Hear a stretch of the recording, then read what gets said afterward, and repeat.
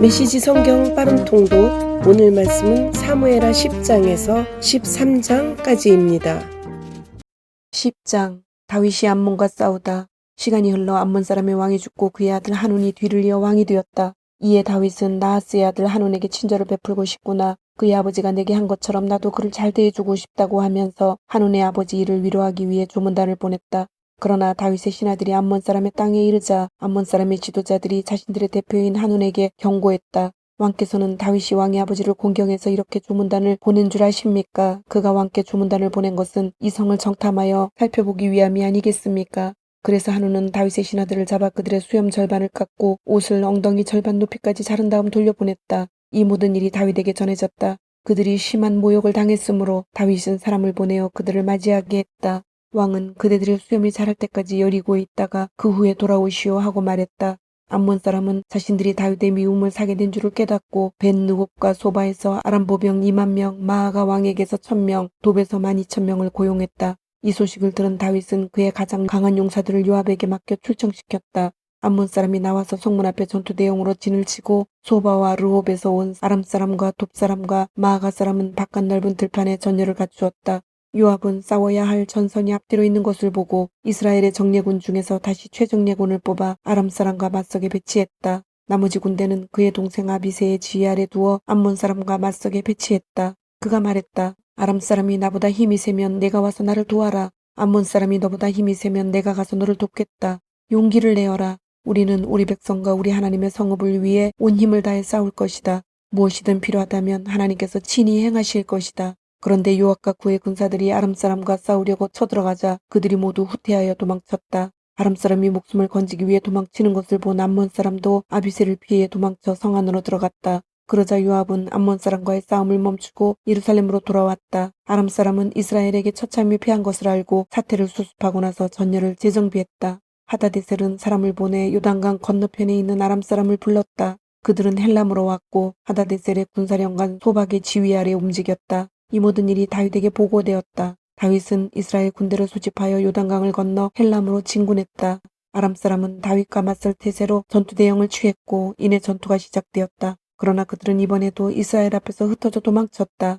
다윗은 전차병 700명과 기병 4만 명을 죽였다. 또한 군사령관 소박에게 치명상을 입혀 결국 소박은 전쟁터에서 죽었다. 하다데셀을 섬기던 모든 왕이 자신들의 패배를 인정하고 이스라엘과 화친하여 이스라엘을 섬겼다. 아람 사람은 이스라엘이 두려워 다시는 암몬 사람을 돕지 않았다. 11장. 다윗의 범죄. 다음에 암몬 사람이 침략해오는 시기가 다시 돌아오자 다윗은 그들을 아주 멸하려고 요압과 이스라엘의 용사들을 모두 출정시켰다. 그들은 라빠를 포위 공격했다. 그러나 다윗은 예루살렘에 남아 있었다. 어느 느지막한 오후 다윗이 낮잠을 자고 일어나 왕궁 옥상을 거닐고 있었다. 치아가 트인 옥상에서 보니 한 여인이 목욕을 하고 있는 모습이 눈에 들어왔다. 여인은 눈부시게 아름다웠다. 다윗이 사람을 보내 그 여인에 대해 알아보게 했더니 그가 이 사람은 엘리암의 딸이자 햇사람 우리아의 아내인 밧세바입니다 라고 보고했다.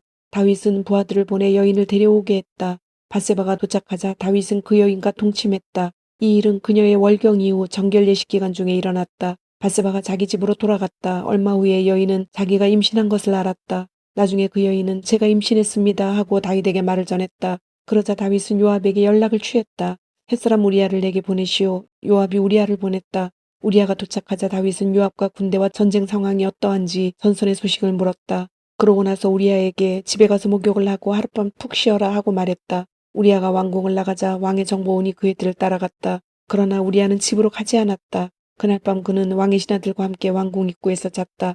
다윗은 우리아가 집에 가지 않았다는 말을 들었다. 그는 우리아에게 물었다. 너는 고단한 여정에서 이제 막 돌아오지 않았느냐? 그런데 왜 집에 가지 않았느냐? 우리아가 다윗에게 대답했다. 하나님의 괴가 이스라엘과 유다의 군사들과 함께 바깥 장막 안에 있고 저의 주인인 요압과 부하들이 바깥 들판에서 고생하고 있습니다. 그런데 제가 어떻게 집에 가서 먹고 마시고 아내와 즐길 수 있겠습니까? 도저히 그럴 수는 없습니다. 다윗이 말했다. 알겠다. 좋을 대로 하여라. 오늘은 여기 있어라. 내일 내가 너를 보내겠다. 그래서 우리아는 그날 예루살렘에 머물렀다. 이튿날 다윗은 그를 초대하여 함께 먹고 마시어 그를 취하게 했다. 그러나 우리아는 그날 저녁에도 나가서 자기 주인의 부하들과 함께 잤다. 그는 집으로 가지 않았다. 이튿날 아침에 다윗은 요압에게 편지를 써서 우리아 편에 보냈다. 그는 편지에 이렇게 썼다. 우리아를 싸움이 가장 맹렬한 최전선에 두시오. 그를 적에게 노출된 상태로 두고 후퇴하여 절대 살아남지 못하게 하시오. 요압은 적의 성을 포위하고 있다가 우리아를 맹렬한 적의 군사들이 있는 지점으로 보냈다. 성을 방어하던 자들이 나와서 요압과 싸우니 다윗의 군사 몇이 목숨을 잃었고 햇사람 우리아도 죽었다. 요압은 다윗에게 상세한 전황 보고를 보냈다. 그는 전령에게 이렇게 지시했다. 왕께 전황 보고를 자세히 올린 뒤에 왕께서 화를 내시면 왕의 신하 햇사람 우리아도 죽었습니다 하고 아뢰어라. 요압의 전령은 예루살렘에 이르러 왕에게 상세하게 보고했다. 저기 군대가 우리보다 더 강했습니다. 그들이 넓은 들판 쪽으로 진격해 오기에 우리는 그들을 성문으로 밀어붙였습니다. 그런데 성벽 위에서 우리 쪽으로 화살이 맹렬히 날아오는 과정에서 왕의 군사 18명이 죽었습니다. 전령이 전황 보고를 마치자 다윗은 요압에게 화가 났다. 그는 전령에게 분통을 터뜨렸다. 너희가 어찌하여 성에 그렇게 가까이 다가갔느냐? 성벽 위에서 공격이 있을 줄 몰랐느냐? 여룻베셀의 아들 아비멜렉이 어떻게 죽었는지 너희가 잊었느냐? 데베스의 성벽 위에서 맷돌을 떨어뜨려 그를 바스러뜨린 것이 한 여인이 아니었더냐? 그런데도 너희가 어찌하여 성벽에 바짝 다가갔느냐? 요압의 전령이 말했다. 왕의 신하 햇사람 우리아도 죽었습니다. 그러자 다윗은 전령에게 말했다. 알았다. 요압에게 이렇게 전하고 격려해 주어라. 그대는 이 일로 고민하지 마시오. 전쟁에서는 이 사람이 죽기도 하고 저 사람이 죽기도 하는 법이니 누가 다음 차례인지 알 수 없어. 더욱 맹렬히 공격해서 그 성을 함락시키시오. 우리아의 아내는 남편이 죽었다는 소식을 듣고 그를 위해 슬피 울었다. 애도 기간이 끝나자 다윗은 사람을 보내 그녀를 왕궁으로 데려오게 했다. 그녀는 다윗의 아내가 되어 그의 아들을 낳았다. 12장 나단의 책망과 다윗의 회개. 그러나 하나님께서는 다윗이 한 일을 조금 더 기뻐하지 않으셨다. 하나님께서 다윗에게 나단을 보내셨다. 나단이 그에게 말했다. 한 성읍에 두 사람이 있었는데 한 사람은 부유하고 다른 사람은 가난했습니다. 부자는 양떼와 소떼가 아주 많았으나 가난한 사람은 자기가 사서 기른 새끼 암양 한 마리밖에 없었습니다. 그 양은 그와 그의 자녀들과 함께 한 가족처럼 자랐습니다. 양은 그의 접시에서 먹고 그의 잔에서 마시며 그의 침대에서 잤습니다. 그에게는 딸과 같은 존재였습니다. 하루는 한 나그네가 부자의 집에 찾아왔습니다. 그런데 부자는 자기 소떼나 양떼 중에서 짐승을 잡아 손님의 식사를 차리고 싶지 않았습니다. 너무나 인색한 사람이었던 그는 가난한 사람의 암양을 빼앗아 식사를 차려 손님 앞에 내놓았습니다. 다윗은 크게 화를 내며 나단에게 말했다. 하나님께서 참으로 살아계심을 두고 맹세하는데 그런 일을 한 사람은 마땅히 죽어야 할 것입니다. 죄를 짓고 인색하게 굴었으니 그 양을 4배로 갚아야 합니다. 왕이 바로 그 사람입니다. 나단이 말했다. 하나님 이스라엘의 하나님께서 왕에게 말씀하십니다. 내가 너를 이스라엘의 왕으로 삼았다. 내가 너를 사울의 손아귀에서 벗어나게 했다. 내가 내게 내 주인의 딸과 아내들을 주어 소유하고 품게 했다. 내가 내게 이스라엘과 유다도 주었다. 그것으로 부족했다면 내가 기꺼이 더 주었을 것이다. 그런데 내가 어찌하여 하나님의 말씀을 업신여기고 큰 악을 행하였느냐. 너는 햇사람 우리아를 죽이고 그의 아내를 빼앗아 내 아내로 삼았다. 더구나 너는 그를 암몬 사람의 칼로 죽였다. 내가 이렇게 하나님을 업신여기고 햇사람 우리아의 아내를 빼앗았으니 이제 살인과 살육이 두고두고 내 집안을 괴롭힐 것이다. 나 하나님이 하는 말을 명심하여라. 내가 바로 내 집안의 일로 너를 괴롭게 할 것이다. 내가 보는 앞에서 내 아내들을 빼앗아 너와 가까운 사람에게 주겠고 그는 궁공연하게 그들과 잠자리를 같이 할 것이다. 너는 은밀하게 했지만 나는 온 나라가 지켜보는 가운데 이 일을 행할 것이다. 그러자 다윗이 나단에게 고백했다. 내가 하나님께 죄를 지었습니다. 나단이 단언했다. 예, 그러나 이것이 최종 선고는 아닙니다. 하나님께서 왕의 죄를 용서하십니다. 왕께서는 이번 일로 죽지 않을 것입니다. 그러나 왕이 낳은 아들은 하나님을 모독한 왕의 행동 때문에 죽을 것입니다.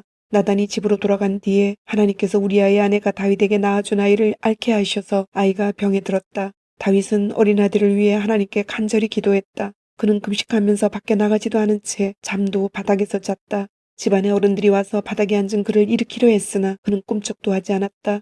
또한 그들은 그에게 아무것도 먹일 수 없었다. 7일째 되던 날에 아이가 죽었다. 다윗의 신하들은 이제 우리가 어찌하면 좋겠소. 아이가 살아있을 때도 왕은 우리 말을 한마디도 들으려 하지 않으셨는데 이제 아이가 죽었으니 그 말을 전하면 왕이 어찌하시겠소 하고 말했다. 다윗은 신하들이 자기 등 뒤에서 수군거리는 것을 보고 아이가 죽은 것을 알아차렸다. 그가 신하들에게 물었다. 아이가 죽었소. 그들이 대답했다. 그렇습니다. 다윗은 바닥에서 일어나 얼굴을 씻고 머리를 빗고 옷을 새로 갈아입은 뒤에 성전에 들어가서 예배했다. 그리고 왕궁에 와서 먹을 것을 차리게 했다. 그들이 음식을 차려놓자 그가 먹었다. 신하들이 그에게 물었다. 어찌 된 일입니까? 아이가 살아있을 동안에는 금식하고 울며 밤을 지새우시다가 아이가 죽고 난 지금은 일어나셔서 드시니 말입니다. 다윗이 말했다. 아이가 살아있을 동안에는 하나님께서 내게 자비를 베푸셔서 아이가 살게 될까 하여 금식하며 울었소.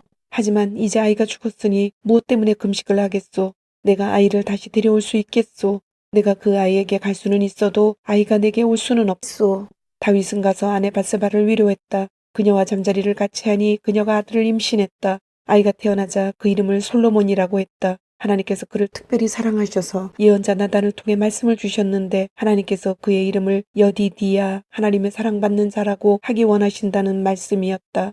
라빠에서 암몬 사람과 전쟁 중이던 요압은 암몬 왕의 도성을 점령했다. 그는 다윗에게 전령을 보내며 말했다. 제가 라빠에서 싸워 방금 성의 급수시설을 점령했습니다.